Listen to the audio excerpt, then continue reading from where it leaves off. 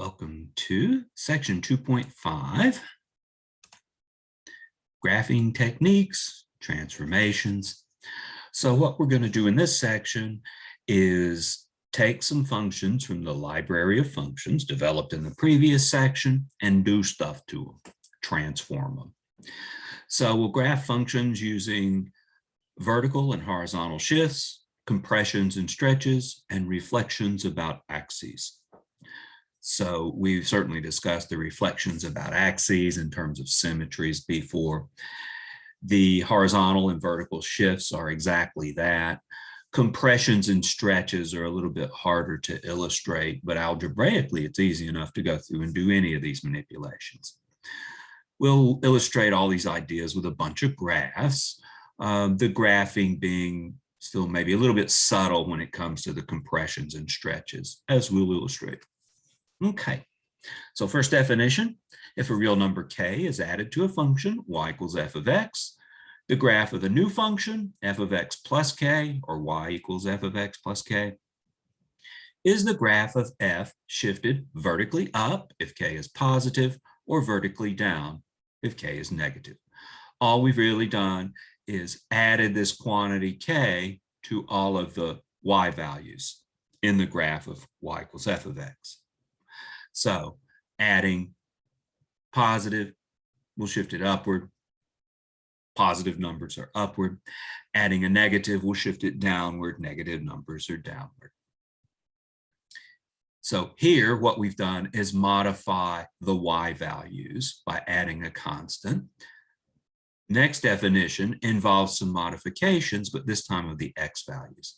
It says if the argument x of a function f is replaced with x minus h, notice it comes with a minus sign, where h is a real number, the graph of the new function y equals f of x minus h is the graph of f itself shifted horizontally to the left if h is negative and to the right if h is positive.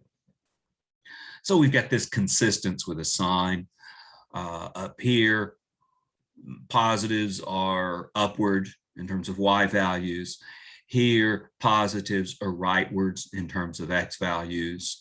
Negatives are downward or leftward, depending on y or x, respectively. But be mindful of this, young Padawan. There's a negative sign stuck in there. So we're considering x minus h and then considering the sign of h as negative or positive for leftward or rightward shifting. And we'll discuss a little bit easier way of remembering that than just trying to memorize where the negative signs are, the sign of h and its effect. So as a first example, we're going to take the graph y equals the cube root of x. We're going to shift it left and right 4 units and shift it up and down 4 units.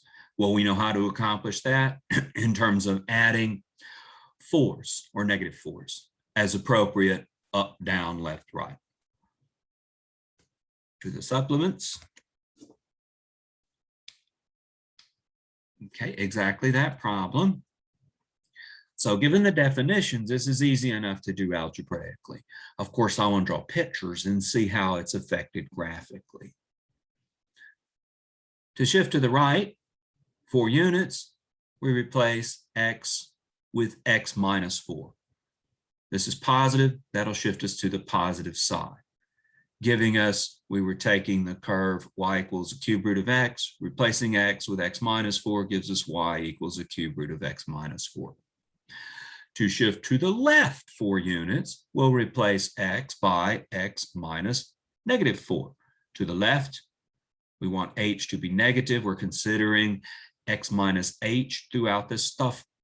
So we'll have x minus negative 4 or x plus 4, and that'll produce the function y equals cube root of x plus 4.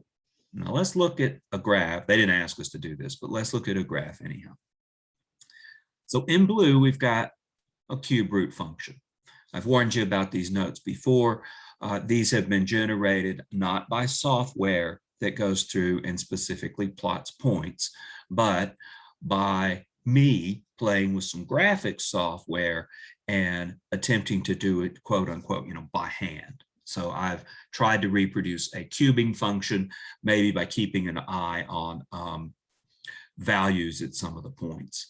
Passes through 0, 0, passes through 1, 1, cube root function. Over here at 8, we'd have an output value of 2. So the blue function looks quite a bit like that. And of course, it's got that symmetry with respect to the origin. So the blue function is the cube root function that we started with. If we shift it to the right, we'd simply take this blue function and move it 4 units to the right. It should be this green function. That green function is alleged to be y equals the cube root of x minus 4. So if this plus minus sign stuff bugs you, and I can certainly see that, because there's an extra negative sign introduced in all this, but think like this. Thinking's easier to memorize, at least for me. When the cube root function gets 0, x equals 0, it outputs a 0. Well, in green, this cube root of x minus 4 function, when does the cube root function get 0? Well, it's a cube root of 0 when x is 4, when this argument under the cube root radical is 0. And that occurs when x equals 4. So for the blue function, you put 0 in, that's where you get this kind of behavior here. It's got a vertical tangent, actually, a topic to be dealt with in calculus. But the curve at 0 looks like this, the cube root function. This curve, y equals the cube root of x minus 4, it thinks it's at a 0 when x equals 4. When x equals 4, 0 is fed into the cube root function. So for this function, at x equals 4, it'll look like this shape. So the little vertical tangent and this little S-type behavior occurs right there. When x equals 4, this function is fed the cube root of 0 and behaves just like this function. So this little segment of the curve here corresponds to the behavior there. The way to think about this shifts to the left or shifts to the right stuff is to think about this function, probably a function from the library of functions. You know, it sees 0 at a certain x value. The function in the library, well, it sees 0, it takes a cube root of 0 when x is 0. This one, when x equals 4, the cube root function sees 0. Very informal, but this is a way to remember how this stuff works. How about y equals the cube root of x plus 4? That was supposed to be what we get by shifting to the left by 4 units. And if you'll follow the definition, that's exactly what you get. But does it make sense? When does the red function, when does it see 0? When are you taking the cube root of 0? When x equals -4. When x is -4, this red function will behave like the blue function does at 0. Yeah, the S stuff, the vertical tangent and so forth, occurs right here at x equals -4. And indeed, the x minus 4 cube root of is the blue function shifted to the right, as given in green. The cube root of x plus 4 is the original function shifted to the left by 4 units, as shown in the red function. So there's how to shift left and right, an example of that, algebraically explained up here. You just do what the definition says. Geometrically, it looks like this. And once you got the picture, you can kind of think in a cleaner way about these shifting left and right ideas. The shifting up and down is a little more straightforward.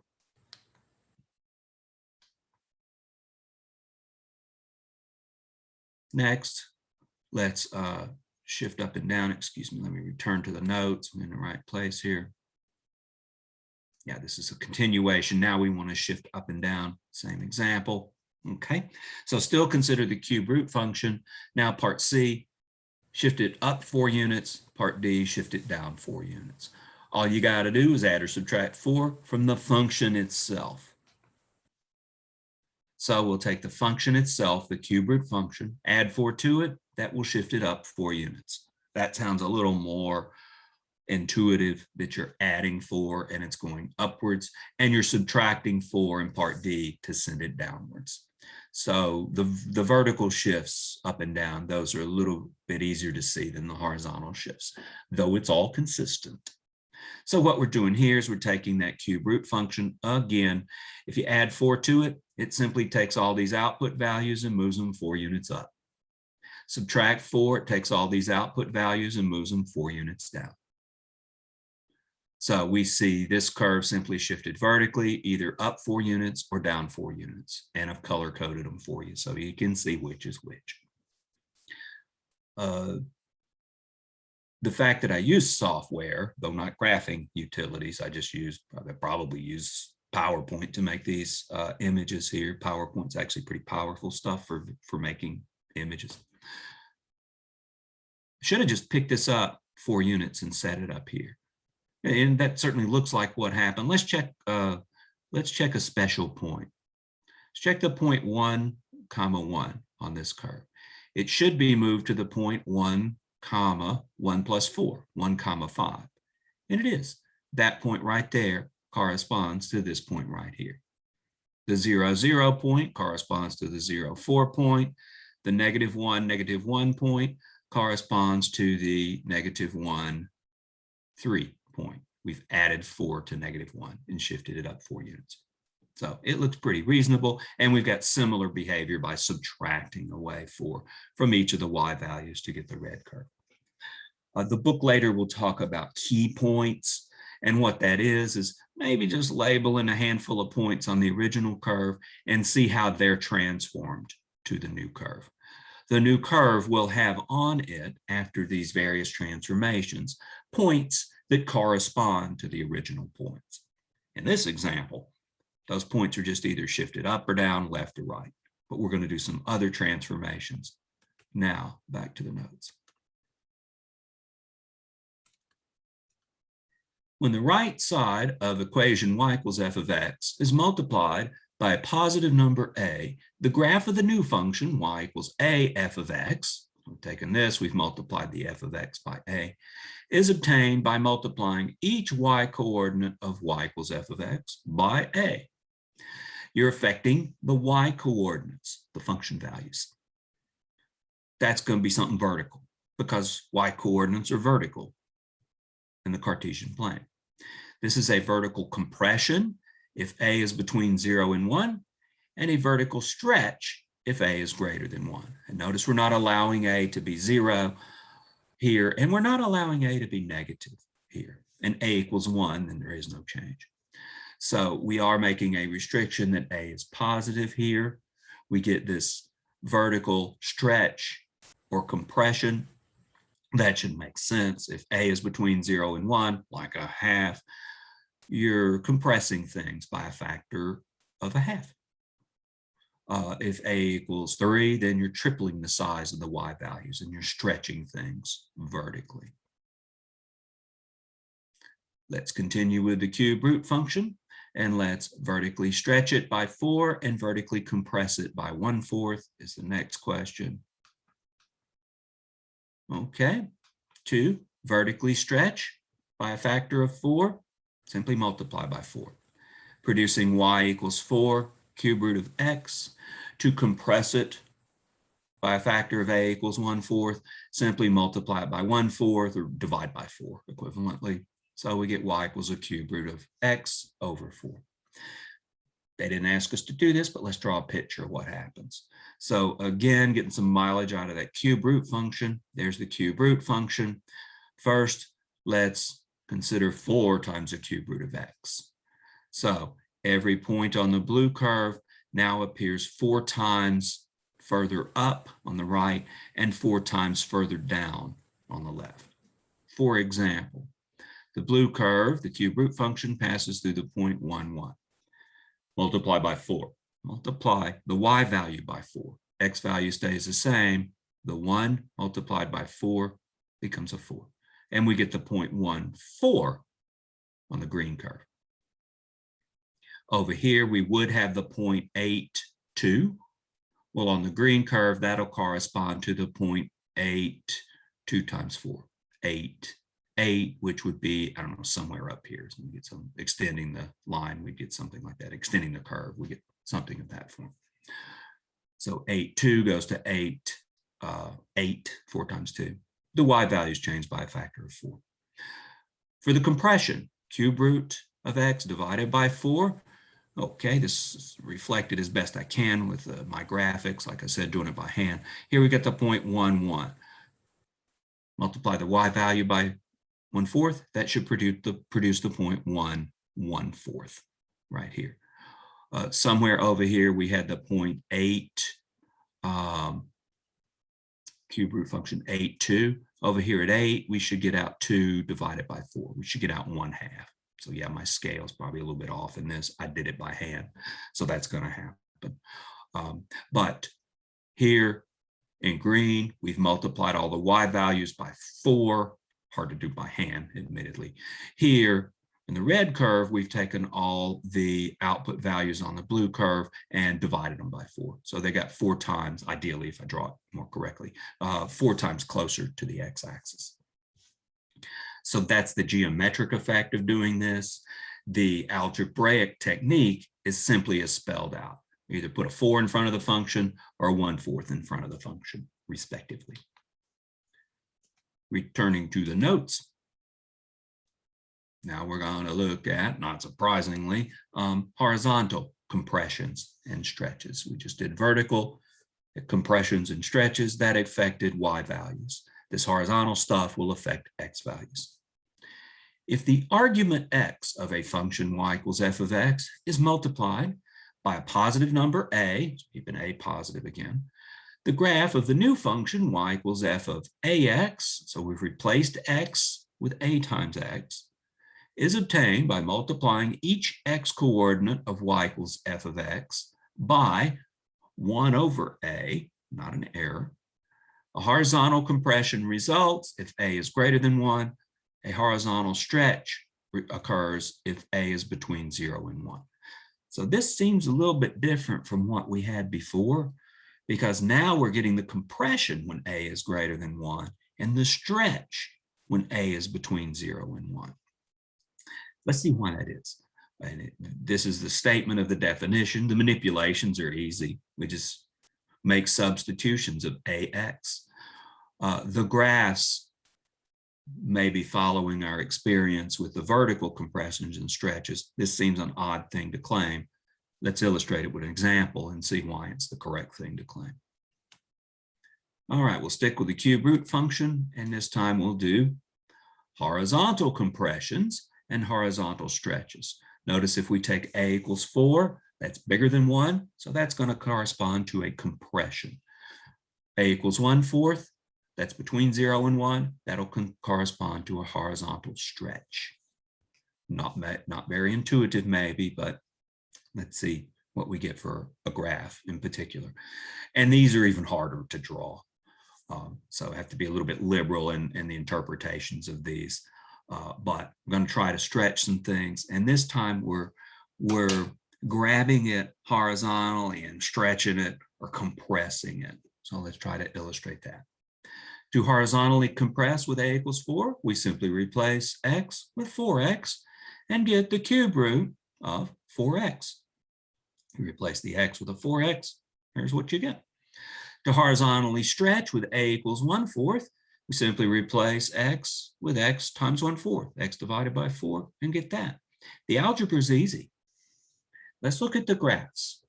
Okay, again, start with a library of function graph, the cube root function given in blue. Y equals the cube root of 4x. It's claimed to be the one in green. And this is, when we dealt with the 4, this is a horizontal compression. Okay, well, it's a little bit difficult to illustrate, but what we've done is taken the blue curve in the first quadrant and we pushed it to the left by a factor of 4. We brought it closer to the y-axis by a factor of 4. For example,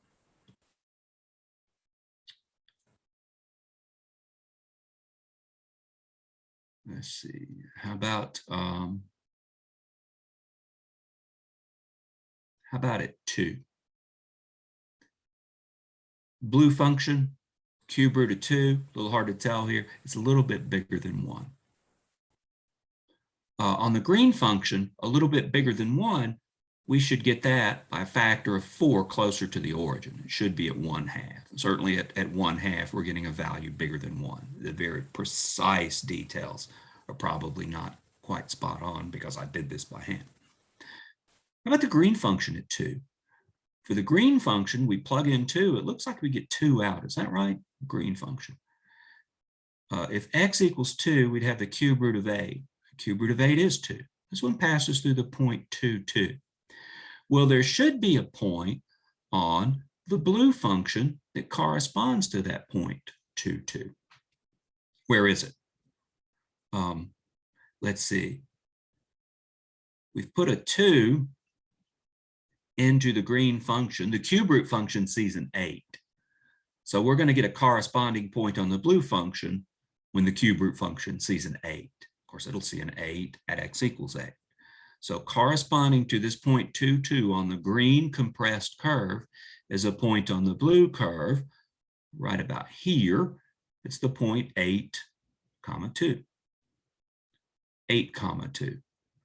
By doing this compression, we've taken that 8, 2, divided the 8 by 4, producing the point 2, 2. We've made that point 4 times closer to the y-axis. So that's about as good as I can do in giving a geometric interpretation on this compression. Imagine taking the blue curve, grabbing a point, and taking it 4 times closer to the origin. That's why it looks like, for this curve, it looks like we've actually taken the blue curve and stretched it vertically. That's not what we did. It's not uniformly stretched vertically. It's uniformly stretched horizontally, compressed actually. So we're taking the blue function values and leaving the y values where they are and changing the x values by a factor of 4, so that this point 8, 2 is compressed down to this point 2, 2. It's the x coordinate that got changed by a factor of 4. Down here, we're stretching horizontally to produce the red curve. So here we've got, let's see if I can find a point. Imagine, let me just describe it a bit informally. We've got this point here, 1, 1 on the blue curve. I want to stretch that horizontally by a factor of 4. So the x coordinate will change to 4. The blue curve passes through the point 1, 1. Cube root of 1 is 1. The red curve passes through the point 4, 1. Plug 4 in, you get the cube root of 1, which is 1.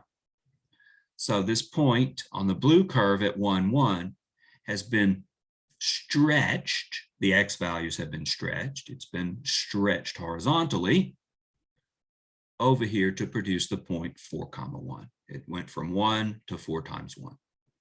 This point at 2, on the blue curve, goes somewhere over here, already off the graph, to 8, whatever. It just slides horizontally over and increases its x value by a factor of 4. Increases its x value by a factor of 4. This division by 4 here results actually in an increase, a stretching by a factor of 4. But we define this in terms of the A parameters. The algebra is easy. The geometry, the graphs, a little bit harder to illustrate. Showing, in particular, horizontal stretches and compressions by hand, that's pretty tricky stuff. Test-wise, I'd have to be pretty generous on that. It's hard to illustrate these. The vertical stretches and compressions, that's a bit of a challenge as well. But of the things we're talking about, this is the trickiest one to illustrate. Back to the notes. At our example, reflections. All right, reflections will be pretty easy because we got a good deal of practice of that. We talk about symmetries in terms of reflections. When the function y equals f of x is multiplied by -1, the graph of the new function y equals -f of x is the reflection about the x-axis of the graph of the function y equals f of x. Here you had y equals thing. Here you've got y equals negative thing. You've replaced the y value with a negative y. And that's what you did back when we were first considering equations and testing them for symmetry about the x-axis. So this shouldn't be quite as weird and surprising that that's the manipulations done. So we've replaced y with negative y. That's how you deal with reflections about the x-axis. How do you deal with reflections about the y-axis? We replaced x with negative x in equations. All right, that's what we'll do here. When the graph of the function y equals f of x is known, the graph of the new function y equals f of negative x, so we replaced x up here with negative x down here. This is the reflection about the y-axis of the graph of the original function. Upstairs, we talked about replacing x with a times x, where a was positive. What's going to happen if you replace x by a negative multiple of x, like negative a times x? We'll just do it in 2 steps. We'll deal with first maybe the compression or stretching as defined above, and then deal with the reflection.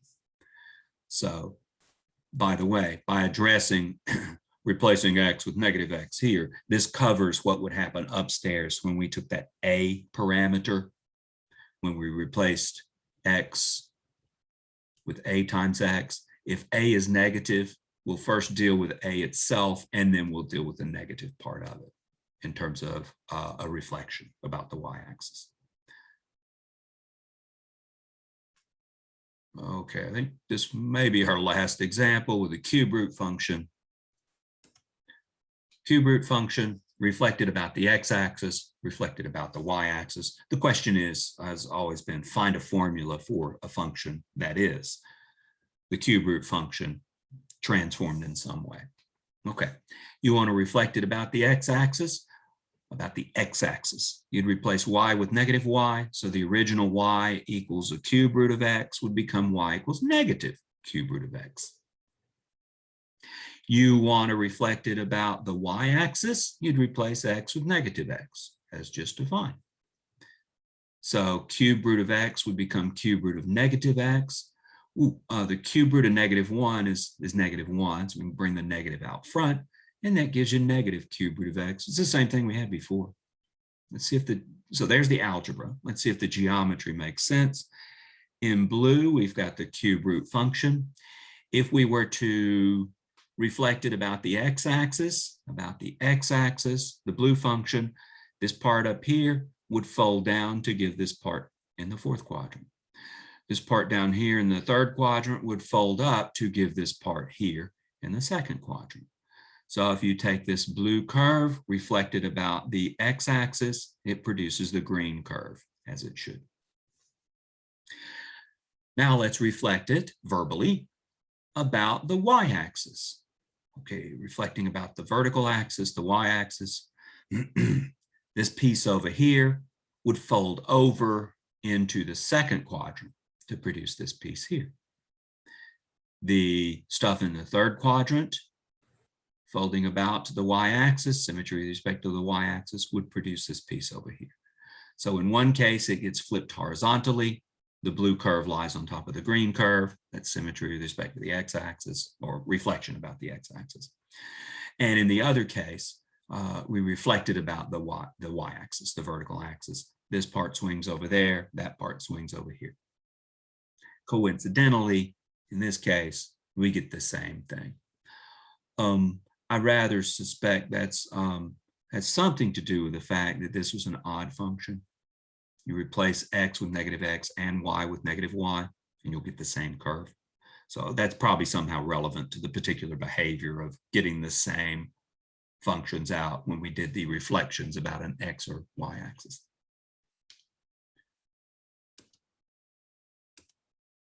All right, back to the notes, and I will just do a flurry of examples.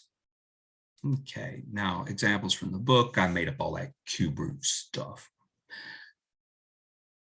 We're asked the question, if the point 3, 6 is a point on the graph of y equals f of x, which of the following points must be on the graph of y equals f of negative x? Okay, they've given you, what, 4 points? And they ain't giving you much information. All they've told you is the 0.36 is on the graph of y equals f of x. What's that mean?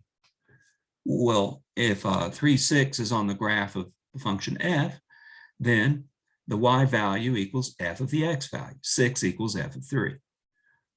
Okay, that's all they've told you. So any information you can extract from that little equation there, you're good to go. Anything else, you're not good to go. So let's see. I know f of 3. Will that help with this or this or this? It might help with this because there's a 3 in the x coordinate, or this. Actually, they've asked us about the graph of y equals f of negative x. We know f of 3. They've asked us about f of negative x. How about this? All I know is f of 3. Well, let's take f of 3 and write that as f of negative 3. Same thing, that is f of 3. Why would you want to do that? Because they're asking us about y equals f of negative x. Here we've got 6 equals f of negative that number. So we know, since 6 equals f of negative 3, and that is f of 3, we know the point 6 negative 3 comma 6, negative 3 comma 6 is a point on the graph of f of negative x. Let's go through that in a little bit more detail. So you're telling me if I plug negative 3 into this function, we'll get 6 out. Right, do it. Plug negative 3 in for x. You get f of negative 3 as written over here. That's f of 3. And I know f of 3 equals 6. So that's how you know this point is on the graph of that function. You had to use the only little bit of information you had, and that was f evaluated at 3. They've asked you about f of negative x. The only value of x you could possibly use is negative 3. When you plug in negative 3 for x, you get out f of negative 3. You get out f of 3, and you know that's 6. You get out anything else? You don't know. All you know is this little piece of information here. By the way, that tells us part D, this is a point on the graph of that function. The other points, I simply don't know anything. The others are just, I don't know anything. I know 6 equals f of 3. If I can't use that, I don't know. If the point 0.63 is on the graph of y equals f of negative x, so testing this point, part A, then we'd have f of the x value 6 equals 3. We'd have f of negative 6 equals 3. Do you know anything about f of negative x? No, we don't know anything about f of negative 6. We know about f of 3. I don't know about f of negative 6. So I don't know. Maybe it's on the graph, maybe it isn't. I don't have that information. That's the only information I got there. You can't change this question into an f of 3 piece of information. You don't know. So part A, the 0.63 would require us to know f of negative 6. I don't know f of negative 6. I know f of 3. That's all they told us. Part B, how about the 0.6 negative 3? Well, it's the same problem. I plug in 6 for x in this function, and that gives us f of negative 6. Does f of negative 6 equal negative 3? I don't know. I don't know nothing about f of negative 6. I just told you that, right? So these two, we don't know. We don't know nothing about no f's of negative 6s. So I can't tell if that point lies on the graph of the function or not. How about this 3 negative 6? Ooh, we're taking an x value of 3. I know something about x values related to 3. It's not the right thing though. If 3 negative 6 is on the graph of y equals f of negative x, then plug 3 in for x, and you'd get out a y value of negative 6. We'd have f of negative 3 equals negative 6. Do you know f of negative 3?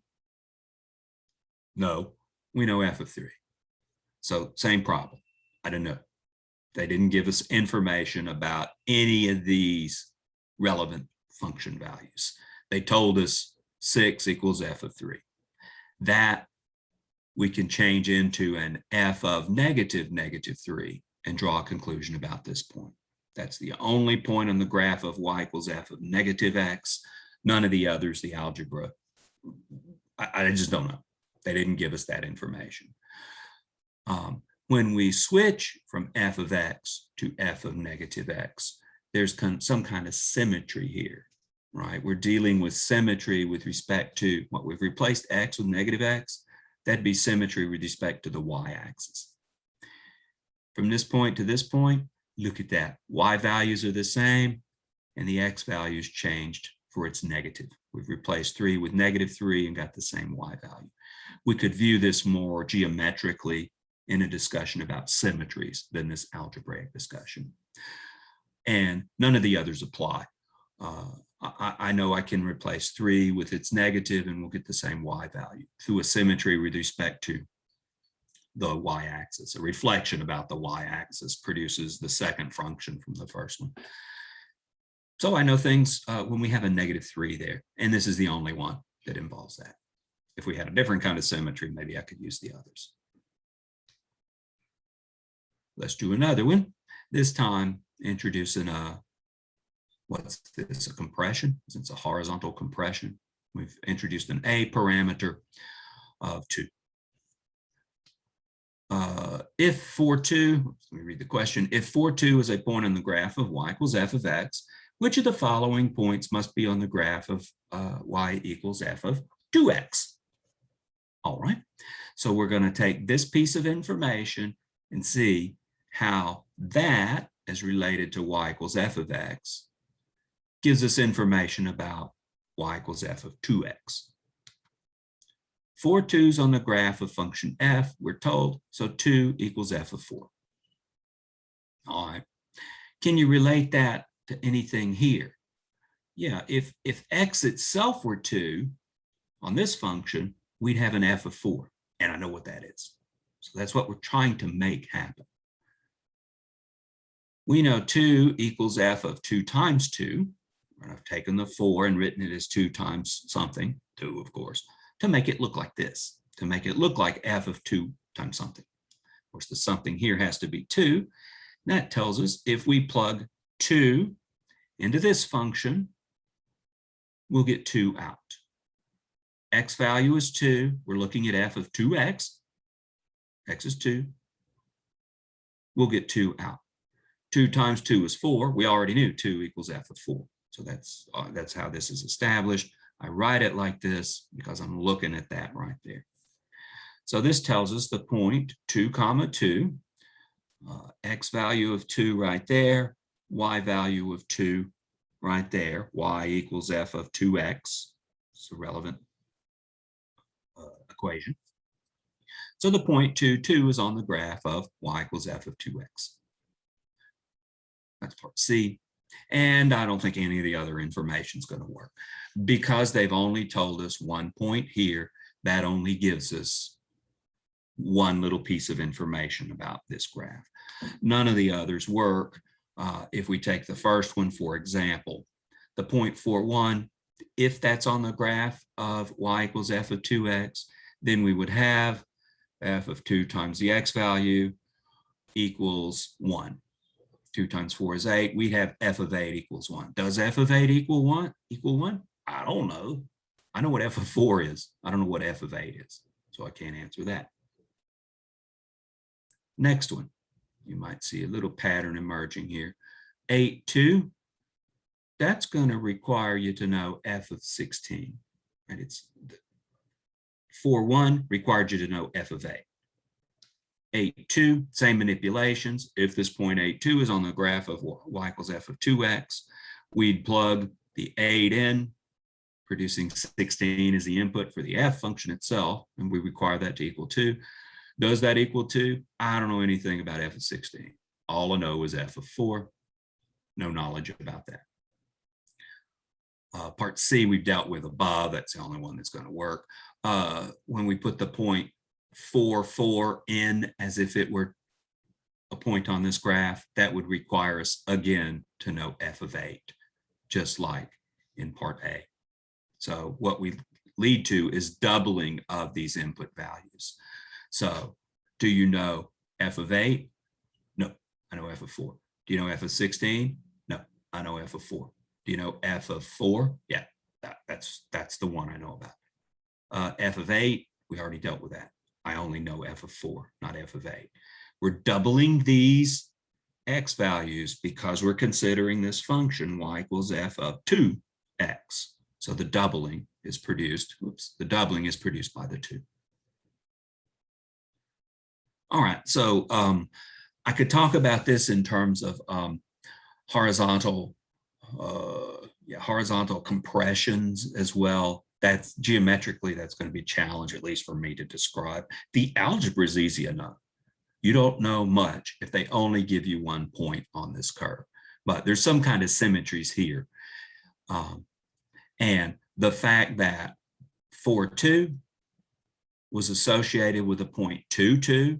Hey, look at that. We've taken the x value and halved it because we've got a 2 there. Yeah, that was the unexpected weirdness of a horizontal compression. I've got a number bigger than 1 here, and yet that results in a compression. Yeah, look at that. The 4 got compressed down to a 2. So that's about as good as I can do for geometric explanation. We don't know anything about this f of x function, right? Is it in the library of functions? Man, who knows? All we know is a single point on the curve. Let's talk intercepts. Suppose the x-intercepts of the graph of y equals f of x are -8 and 1. Okay. What are the x-intercepts of the graph of y equals f of x plus 4? So they've taken this f of x function and replaced x with x plus 4. That's a horizontal transformation or translation. How would you find the x-intercepts? To find the x-intercepts, you set y equal to 0. Okay. So we'll take the function and set y equal to 0. Y equals f of x, set f of x equal to 0. When is f of x equal to 0? At the x-intercepts of f. That would be -8 and 1. So being told the x-intercepts are -8 and 1 is being told f of -8 is 0 and f of 1 is 0. That's where the function is 0. Set y equal to 0, and this is just a translation of the information. The x-intercepts of this thing are -8 and 1. That translates that information into function values. All right, part A. The intercepts of the graph of y equals f of x plus 4, when you'd still set the y value equal to 0, the function value, f of x plus 4, you'd set that equal to 0. Well, the only time f of this stuff is going to be 0 is when this stuff is either -8 or 1. The f function takes certain stuff to 0. It's this stuff and that stuff. It's -8 and 1. So when you feed into the f function x plus 4, you're going to get 0 out when x plus 4 is either -8 or 1, when x plus 4 equals -8 or x plus 4 equals 1. You don't know much. You know the value of the function at -8 and 1, and that value is 0. Fortunately, they've engineered a question for you that requires exactly that information. X plus 4 equals -8 means x equals -12. X plus 4 equals 1 means x is -3. Subtract 4 from both sides. There you go. So these would be the x-intercepts of this transformed graph. Let's do another one. What are the x-intercepts of y equals f of x minus 3? That's going to be the same kind of stuff. We'll want to set the function f of x minus 3, set it equal to 0. Well, it's the same story. That function f produces 0 when the input is -8 or 1. So we need the input, which is x minus 3, to be -8 or 1, just as in the previous example. Solving that, add 3 to both sides, we get x is -5, add 3 to both sides here, x is 4. So these are the x-intercepts of that function. Mechanically, a and b are exactly the same. They did the exact same type of transformation. They replaced x with, I don't know, x minus something or x plus something. In part C, they want to know the x-intercepts of the graph of y equals 2f of x. Okay, this is a different kind of transformation. Let's look at that one. Okay, this time, part C, we're looking at y equals 2f of x. They want to know the x-intercepts. Well, it starts out the same. We still want to know when y equals 0. Y equals 2f of x, so we'll set 2f of x equal to 0. I can just divide the 2 out, and that's the same as f of x equals 0. When does f of x equal 0? As we've seen a couple of times, when x is -8 or x is 1. That information from the hypotheses here. So the intercepts for 2f of x are also -8 and +1. Part D, y equals f of -x. All right, you see the pattern now. We'll set y equal to 0. That is, we'll set f of -x equal to 0. The only way we're going to get 0 out of this function is when the input is either -8 or 1.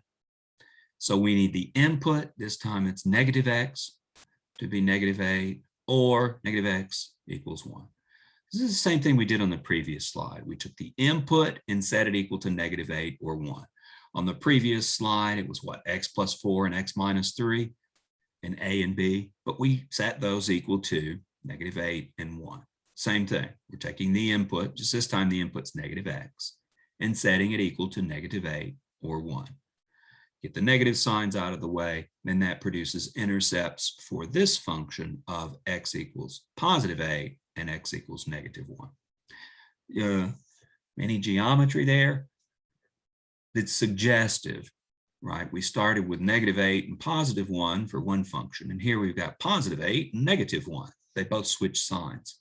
What happens geometrically when you replace x in an original function by -x? You reflect the original function about the y-axis. That is, you change the signs of all the x values. And that's exactly what's happened. Where we had an intercept at -8 for this one will have an intercept at +8. And similarly with the 1 and the -1. So there's pictures and there's geometry behind this because it's just reflections. There's pictures and geometry behind all 4 of these. Here we were looking at translations, and you'll see a translation relation if you look back at those. Here it was maybe a compression or something. In this particular one, that geometry is possibly a little bit lost. We divided the 2 out and didn't produce anything new. So part C, there is some geometry there, but it's a bit harder to explain. But there's pictures behind all of this. Probably the algebraic manipulations is a quicker way to get through it instead of drawing pictures though. But the pictures are still valid. All right, now we're getting somewhere. They give you this thing, f of x is x plus 2 quantity cubed minus 3. They tell you to graph f using the techniques of shifting, compressing, stretching, and or reflecting. I don't think we'll need all of those, but we'll need some of them. Start with the graph of the basic function. It's the cubing function here. It's in your library of functions. So you're good to go. You know the shape of the cubing function. And show all stages. So we'll modify the cubing function first by maybe replacing x with x plus 2 and see how that affects things. And then we'll do the -3 part. So this one, it'll have 2 stages. They worded it as stages. Be sure to show at least 3 key points, they're calling these. We looked at specific points in some of the earlier examples. When you're done, find the domain and range of f. It's hard to find ranges. unless you have a graph. We'll have a graph. Domain, what's the domain of this function? That's, I don't need a graph for that. I look for stuff that could go wrong, which at this stage is square roots and negatives and division by 0. No square roots, no division. We're good. The domain is all real numbers. I can easily see that. The range, well, we'll get that from the graph. Okay, so start with y equals x cubed.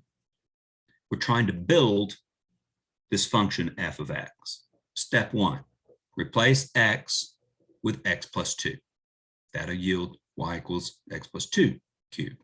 Closer, not all the way. We don't have the minus 3 yet. What's that do geometrically? Well, I want to think of x plus 2 as x minus negative 2. We did those substitutions, x minus a, I think it was, or x minus h. These were horizontal shifts. We took an x minus a parameter. If that parameter, in parentheses, is negative, it's a shift to the left. So by replacing x with x minus negative 2, right, this was the tricky one because it comes with a minus sign built in. So we got to take the x plus 2 and rewrite it in this form. We've subtracted a negative. So we've certainly got equality there. In this form, the fact that this is negative tells you you're shifting to the left by 2 units. So we'll take the graph of y equals x cubed, shift it to the left by 2 units. That's what the graph of this will look like. So we're part of the way there. We'll describe the translations first, and we'll draw a picture on the next slide. So the only thing left to do to get the function, the desired function out, is to subtract 3. And that's a little bit easier. Subtract 3 from the graph of y equals x plus 2 quantity cubed to get x plus 2 quantity cubed minus 3. That's a vertical shift down because negative by 3 units of the previous graph. So we got 3 graphs to consider. The library of functions graph, y equals x cubed. This thing, that's a shift to the left by 2 units of the cubing function. And then the final thing, which is a vertical shift down of the second thing. In conclusion on transformations, we've taken the graph of y equals x cubed. First, did a horizontal shift left by 2 units, and second, a vertical shift down by 3 units. Could you interchange the order there? I think that won't be a problem, right? You want to go to the left 2 units and then 3 units down. Well, that's the same as going 3 units down and 2 units to the left. You can't always play with the order in which you do these operations. If it's just left and right and up and down shifts, you're good. But if it gets combined with some stretching and reflecting, be very careful with that. So here, we've got these 2 transformations. So let's draw a picture based on those transformations. Oh, I guess we'll do some key points first. Some key points on this graph, I'd say are, I want to get nice little numbers that we're going to cube. 0 is a really nice number. So is 1 and negative 1. Let's plug in negative 3 to this function. Plug negative 3 in, you get negative 3 plus 2 is negative 1. Negative 1 cubed is negative 1, minus 1, negative 4. The point negative 3, negative 4 is on this graph. I'm finding points because they told me to. Let's plug in negative 2. Yeah, definitely. Let's plug in negative 2. Then we get 0 cubed. So we just get negative 3 out. If we plug in negative 1, we'll get negative 1 plus 2 is positive 1 cubed minus 3 is negative 2. Anything else? Yeah, I plug different numbers in, and this cubing thing is going to get out of hand pretty fast. So we've cleverly chosen points such that the input to the cubing function is small. It was negative 1, 0, or 1. In fact, these 3 points will correspond to the original cubing function when we input negative 1, 0, and 1. And here it's expressed in terms of some translations. We translated the 3 key points. Here's a graph where we've marked those 3 key points in red. So we've got the 3 key points, but we started with the cubing function in blue, y equals x cubed, color-coded it for you. We've first shifted to the left by 2 units to do the x minus -2 cubed thing. Simplified a little bit here. So first we shifted to the left 2 units. This point at the origin shifts over 2 units. Then we shifted it down 3 units to produce the red curve. So if I follow the point at the origin on the blue curve, you see that point shifted 2 units to the left and 3 units down to produce this point. The whole blue curve gets shifted 2 units to the left to produce the green curve, and then 3 units down to produce the red curve. These key points things they've mentioned, we had the point -3, -4. Yeah, that point would be, it's 1 unit back and 1 unit down from this little special point. So on the green curve, back and down, it'd be the point -3, -1. Were we to shift this up 3 units, that's what we get. And back on the original curve, it corresponds to the point -1, 1. I didn't draw all that stuff in there because it gets pretty crowded pretty fast. The point here, 1 unit over and up from this point. Well, on the blue curve, 1 unit over and up, it'd be the point 1, 1. 1 cubed is 1. So there's that key point there that corresponds to this key point here. On the blue curve, -1, -1 corresponds to this key point. And we did draw the origin and its images as it's translated back and down. So in red, there's the graph of this cubing function. And that's a pretty clever way to go through and graph stuff. I've seen the praises of Sullivan, the author of the textbook again. This is a neat way to go through and deal with graphs of functions. You're taking something out of the library of functions, and then you're manipulating it in a way that you know how those manipulations affect graphs. So you can graph more general functions based on the library of functions. We started with a cubing function, and we tweaked this and that produces the curve in red. And I know that's a pretty good graph. It's as good as the blue graph is. The domain we decided earlier was all real numbers. Now you can look at the red graph and see, oh yeah, the range, the y values is all real numbers as well. It's unbounded above and below. Consider g of x equals 4 times the square root of 2 minus x. Graph g, same as instructions as before. Using, shifting, compressing, stretching, reflecting, start with the basic function. The square root of x will be the function we'll start with. Show all stages, and we'll keep up with 3 key points because they told us to. Domain and range. Will the domain, I probably figure that out, given the fact that we are forbidden to take square roots and negatives. We could find the domain algebraically. We'll go straight to the graph. Okay, so this time you want to generate from the square root function this function g. We're going to do this one in 3 steps. First, let's get a negative sign in front of the x. So we'll replace x with negative x. That'll give us y equals the square root of negative x. Then we'll get the 2 in there. Then we'll have the square root of 2 minus x. And then we'll multiply by 4 and see the geometric implications of that. So we're going to do it in 3 steps. You want to do this in different steps.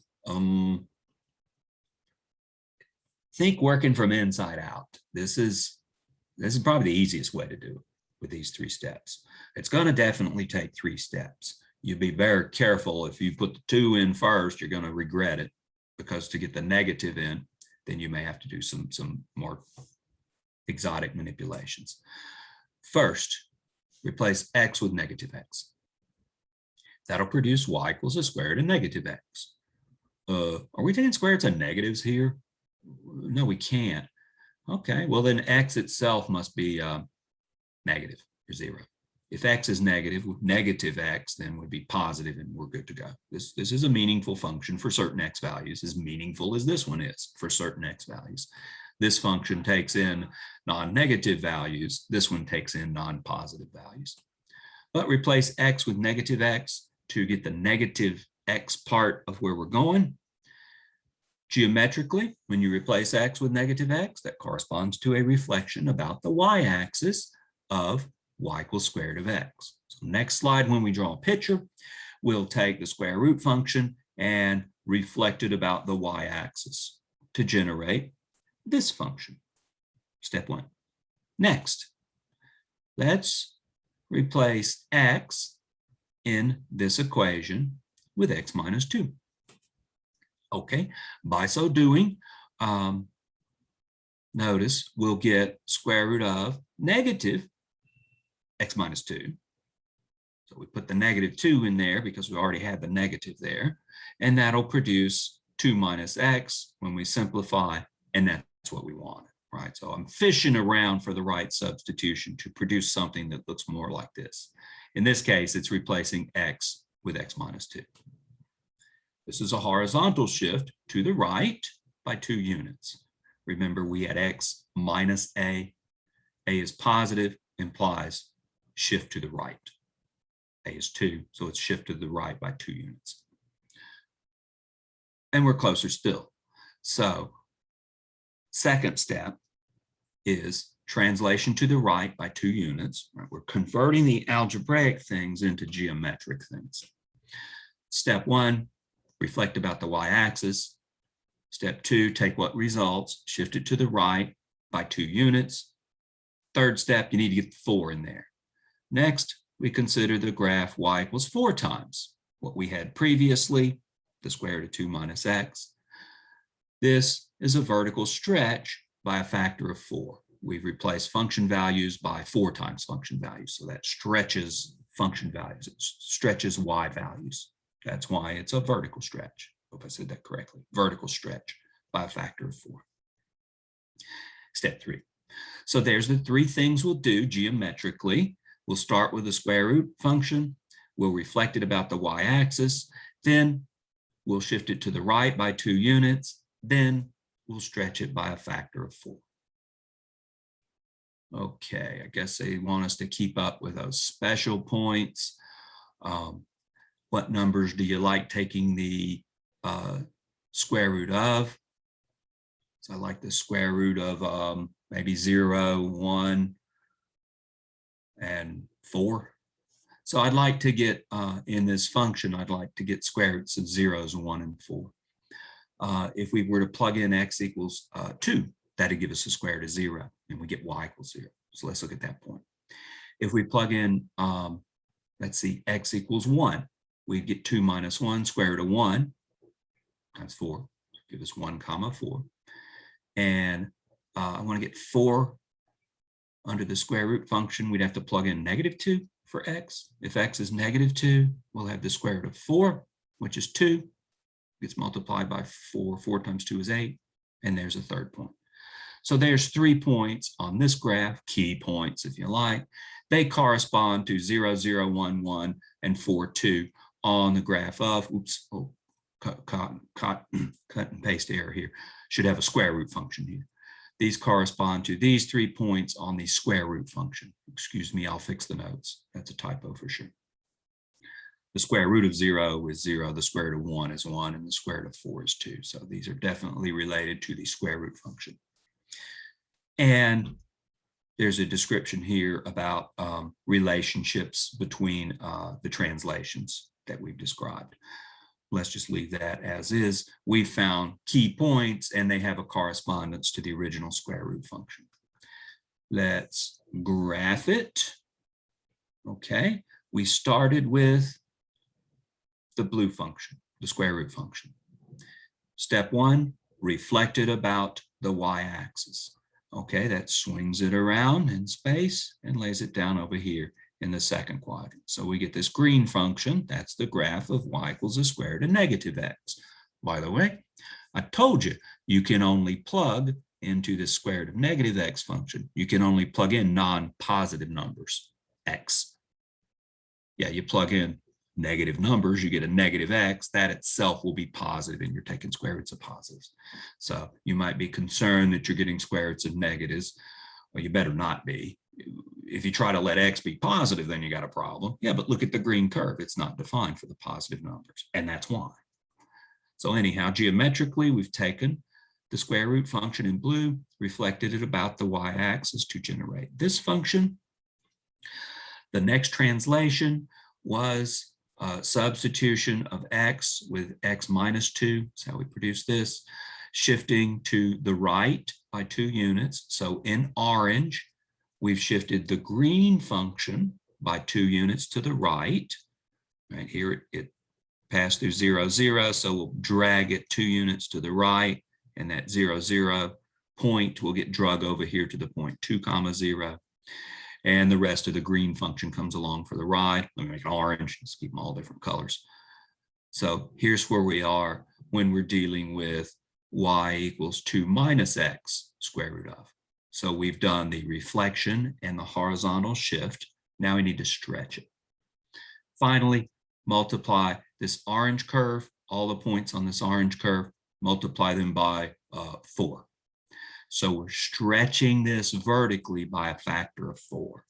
Given my little tiny area for graphing, I'm not going to be able to see a lot of this. But what we had was, hey, the function passes through the point 2, 0, multiply that y coordinate by 4. Well, the y coordinate's 0, so this point doesn't change. Right here, we've got the point 1, 1 on the orange curve. All right, take that, multiply it by 4. It becomes a point 1, 4. So that one I can explicitly see. Here we've graphed 2, 0 right here. 1, 4 that we were just talking about is right here. Negative 2, 8. Well, it's off my scale, but it's it's somewhere around here where the hand is. So there's those key points they were talking about. But you go through and approach these by starting with a library of functions function, something that you know how it's shaped, and then you reflect it, translate it, stretch it, shrink it. And that's how you produce graphs of other things. You can't graph just anything this way because you got to have that, as I've color coded it, you got to have that blue function to start with. So you start with that and then you're good to go. Provided it only requires those kind of manipulations, stretchings, contractions, translations, left and right, and up and down. Another one from out of the book, though I think I generated this image, says the graph of function f is illustrated. Use the graph of f as the first step towards graphing each of the following functions. Graph negative f of x. Graph f of x plus 1 minus 2. Graph, did I read the first one correctly? Negative f of x, part f, it's f of negative x. Right? There's the negatives outside the function there and inside it here. Hope I've said it correctly both times. And graph f of 2x. Well, you know how these things affect the graph of f. You know what putting a negative sign in front of a function does. You're replacing y with negative y. It's a reflection about the x-axis. Replacing x with negative x. That's a reflection about the y-axis. F of 2x. That's a horizontal compression by a factor of 2. This is a hard one. That's 2 things. That's a horizontal translation followed by a vertical translation, or the other way around. So you want to think of each of these geometrically in terms of transformations. So we're going to take this curve and reflect it about the x-axis, the y-axis, translate it, stretch it. That'll be the things that we're doing in solving these 4 pieces of number 66. Find p of x, that is negative f of x. Well, you simply take f of x and multiply it by negative 1, but that results in a reflection of the original function about the y-axis. you've replaced y with negative y. Y equals f of x, you've replaced f of x with negative f of x. So reflection about the x-axis. Take this curve, reflect it about the x-axis, it just flips over and looks like this. You replaced y with negative y, right? Let's try that out. We plug pi in here, we got out negative 1. Well, in the reflection, we should plug pi in and get out positive 1. Right. We plugged in 0 and got out 1 for f of x. For negative f of x, we should plug in 0 and get out negative 1. The output y equals 1 is replaced with the output y equals negative 1. You've changed the y values by a negative factor. Geometrically, you flipped it. You've reflected it about the x-axis is a professional way of saying it, but you just flipped it over. That's what a reflection about the x-axis does. So here's the graph of y equals negative f of x. Okay, this one's, so we'll take a couple of steps. To get h of x equals f of x plus 1 minus 2 from f of x, first replace x with x minus negative 1. It's that thing again. We got a negative sign here, negative 1. Remember, you replace x with x minus something. We want to get x plus 1, so we'll have to replace it with x minus negative 1. So the negative sign comes from the type of replacement we're doing, so we can accurately interpret the sign of the number in parentheses. And we've chosen these numbers to get x plus 1 out, because that's what we want going into function f. So we've subtracted negative 1. The fact that this is negative tells you that this yields a horizontal shift, because it involves x values, to the left by 1 unit. This is negative, so it's to the left by 1 unit. The reason the x minus thing was put in there is so you could interpret the sign of this. Negative is to the left. Were this positive, it'd be a horizontal shift to the right. So we'll take f of x, we'll first shift it to the left by 1 unit. That'll produce the f of x plus 1 part. Then we need to subtract 2 from that. Subtracting 2 from f of x plus 1 results in a vertical shift down. This is the easier one because that's a negative 2, down by 2 units. So the trickiest part, I think, easiest part to mess up is that x minus a thing, that negative sign right there. So I warn you, keep an eye on that. That is easy to get mixed up on. There's the subtracting 2 sends it down. That's not surprising at all. So we'll take the original curve. We'll first shift it to the left by 1 unit. We've taken it, we've translated it to the left by 1 unit. Now we're going to translate it down by 2 units, producing this. They gave us 3 points. Let's see how those 3 points traveled around. We had started with the point, it was negative pi, negative 1. Here we've shifted it back 1 unit. So the x value is decreased by 1.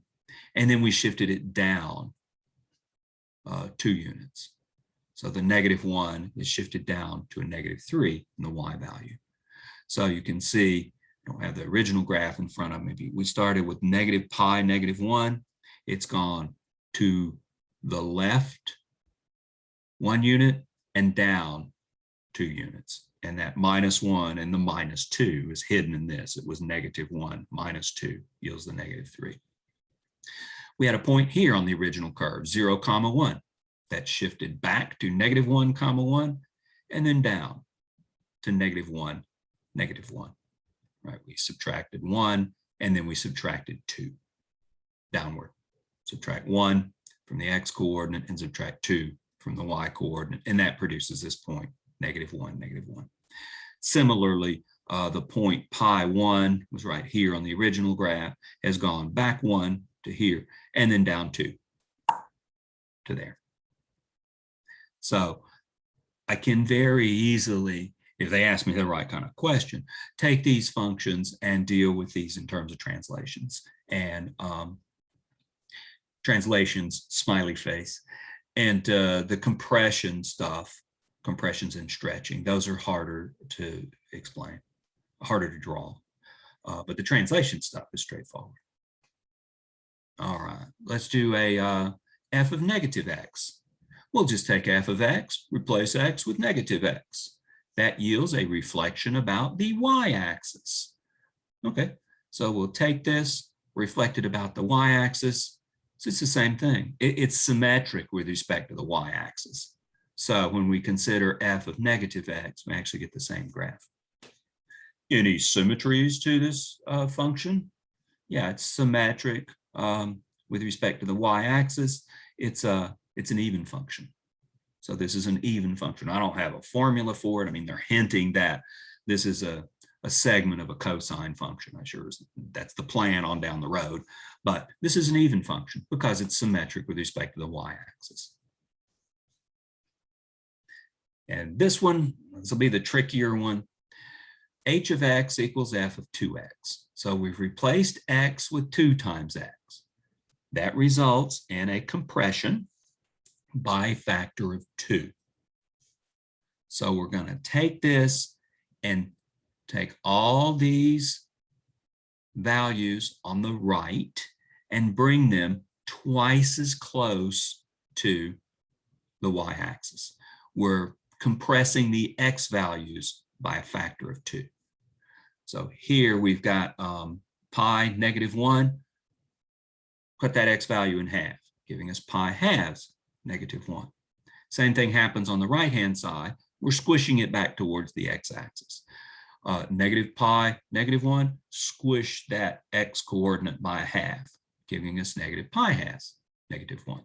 So it's taken the whole thing that spans from negative pi to negative pi to positive pi, ranges over a range of x values of size 2 pi, negative pi to pi, and it's squished it down. Now it ranges over half that distance, negative pi halves to pi halves, ranges over a distance of pi in terms of x values. The y values are unaffected. We didn't do anything about multiplying the function by a constant. We multiplied the x value by a constant. So there's an example of compression. I picked this one because it's a little bit easier to see what happened in this one. Some of that cube root stuff, it was pretty hard to see. But all you've done is squish the thing horizontally by a factor of 2. And you can see the points have moved as predicted. This point 0, 1, we're going to change the x value by a factor of a half. That's still the point 0, 1. The y value remains the same. So 0 goes to 0 over 2. Or 0. So this point doesn't move. None of the points on the y-axis would move in such a compression. And I think this is the last one. It says here's a function. The graph of f is illustrated in the figure. Draw the graph of y equals the absolute value of x and the graph of y equals f of the absolute value. Absolute value outside the function, absolute value inside the function. All right. We ought to be able to figure this out. It's not unrelated to transformations, but this one's going to take a little bit more creative thinking to figure out. They told us everything about the graph, and here's the graph of the function. So you know absolutely everything about this function. So figuring this out is not an unreasonable thing to ask. Part A. Suppose we want to graph y equals the absolute value of x. Here's the original function. Slightly smaller picture. What's absolute value do? Well, when the function's greater than or equal to 0, it doesn't do anything. The function's greater than or equal to 0 on this little piece here. It's above the x-axis here. It's positive on this little piece. It's 0 here at that point and that point. Those points won't move. This part won't change because the function's positive there. You do the absolute value, we get that little piece out. When y equals f of x is negative, though, we're going to have to move these negative values up so that they become positive y values, positive function values. So you're going to take this piece of the curve and replace these y values with their negatives, multiplying by -1. They're already negative, multiplying by -1 will make them positive. You're replacing y with negative y for this piece of the curve. That's a reflection about the y-axis. So that's how it relates to sorry, reflection about the x-axis. That's how it relates to the transformation stuff we've been doing. So wherever we've got negatives down here for function values, they will become positive because we put an absolute value on. Here we got an output of -1, so the point 0, -1 will be reflected up to the point 0, +1, that point right there. -1, -1, it's the y values that change, the function values. So this will go to the point -1, +1, -1, +1, that one's labeled. So you take this little trapezoid thing down here and reflect it about the y-axis, and it produces this part here. Where the function was positive, it remains unchanged. Where it was negative, it gets reflected about the x-axis and brought up to here. So that was the output values. Absolute value, it's going to involve reflection about the x-axis. It's going to take wherever the function is negative and reflect that part about the x-axis. This part doesn't get reflected, it's already non-negative. Part B, how about f of the absolute value of x?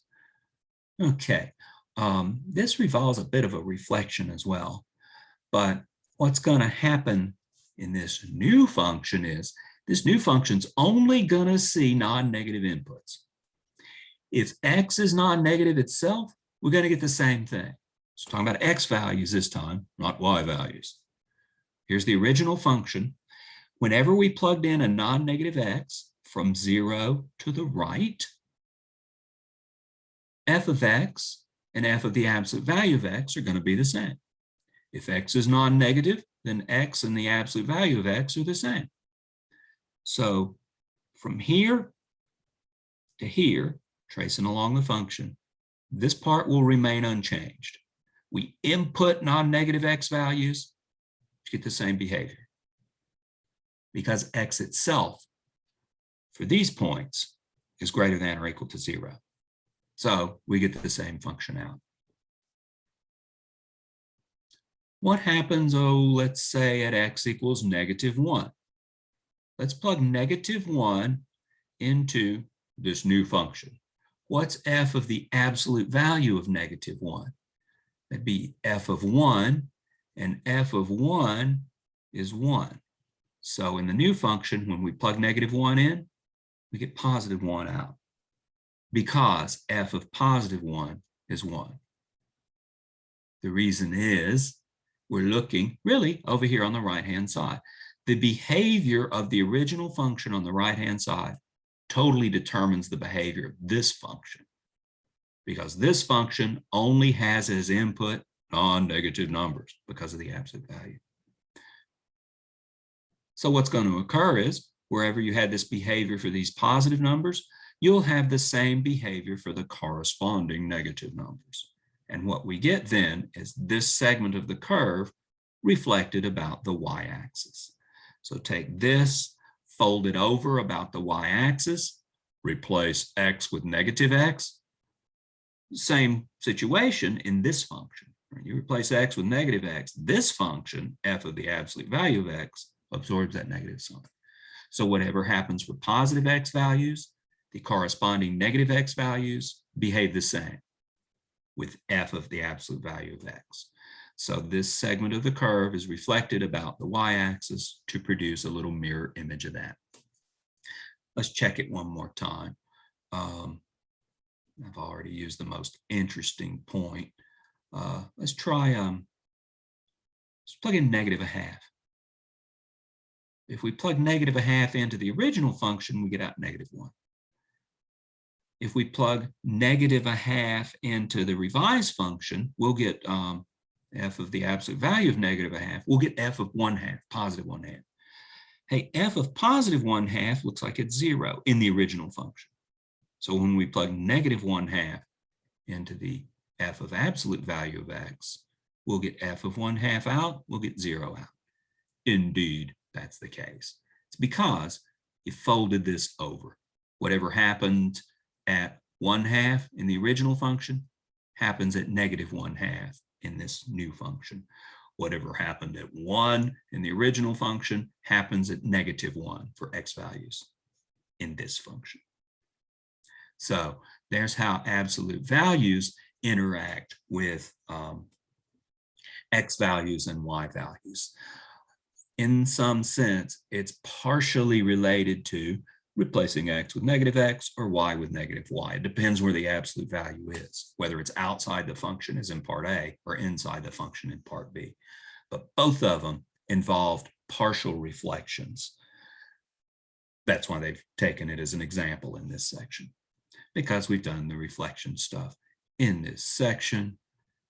And that takes care of, let's see, that's everything in graphing techniques in 2.5. 2.6 will be kind of applied problems. It's using this information about graphs, still based on the library of functions. Everything goes back to the library of functions in terms of us having to create a graph, or them giving us a graph and us manipulating it, as in this last few examples. But we're depending heavily on the library of functions. Section 2.6 will build on these ideas, and we'll wrap up our introduction to graphing in that section. So I'll see you there. Have a nice day.